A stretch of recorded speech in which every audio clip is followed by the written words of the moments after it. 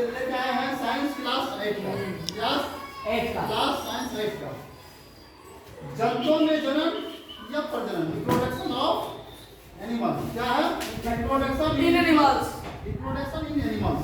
ये जानना बहुत जरूरी है। अभी इसको जानेगा तो बहुत मेडिकल साइंस से रिलेटेड और जो सभी हमारे दैनिक क्रिया से रिलेटेड हमको जानना है जनन क्या है, जनन क्या है। तो जनन वो प्रक्रिया है, क्या है? जनन वो प्रक्रिया है जीव, सभी जीव अपने समान संतान की उत्पत्ति कर, अपने समान संतान की उत्पत्ति कर और जाति को विलुप्त होने से बचाता है। जाति को अपने विलुप्त होने से बचाता है। क्या होता है? जाति को अपने विलुप्त होने से बचाता है। वह क्या कहलाता है? जनन। क्या कहलाता है? जनन वो प्रक्रिया है जिसमें जीव अपने समान संतान की उत्पत्ति बनकर अपने जाति को विलुप्त होने से बचाता है। वह जनन कहलाता है। तो जनन कहलाता है। इसमें किसी को दिक्कत नहीं जनन समझने में। अब ये दो प्रकार के type of reproduction, type of reproduction. जनन क्या होता है? दो प्रकार के। जनन हमारे दो प्रकार के, जनन हमारे दो प्रकार के क्या होता है?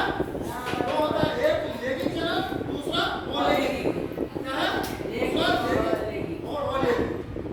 लैंगिक जनन में क्या होता है? नर और मादा दोनों भाग होता है। क्या होता है? लैंगिक जनन में नर और मादा दोनों भाग होते हैं। जैसे हमारे मानव है, हमारी गाय है, भैंस है, बकरी है, ये सब ठीक है।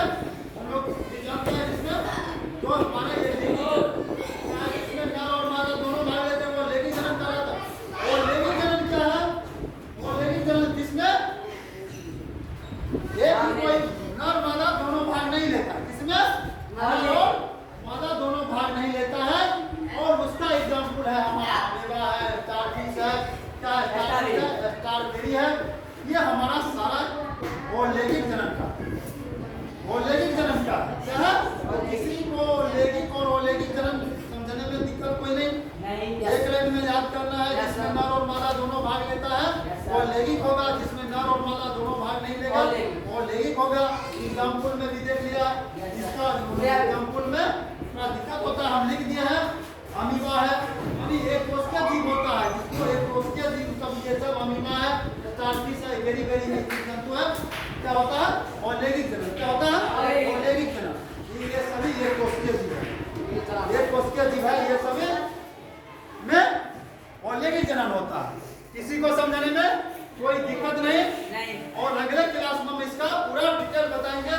4-5 दिन में पूरा ये रिप्रोडक्शन चैप्टर को इतना अच्छा से पढ़ लेगा कि तुम लोग को इंटर तक पढ़ने में कोई दिक्कत नहीं होगा। टनाटन जवाब देगा और धकाधक पूरा करते रहेगा रिप्रोडक्शन चैप्टर में। इसी चैप्टर में तुमको दिक्कत नहीं होगा। सिर्फ इसी के साथ मेरी आज की क्लास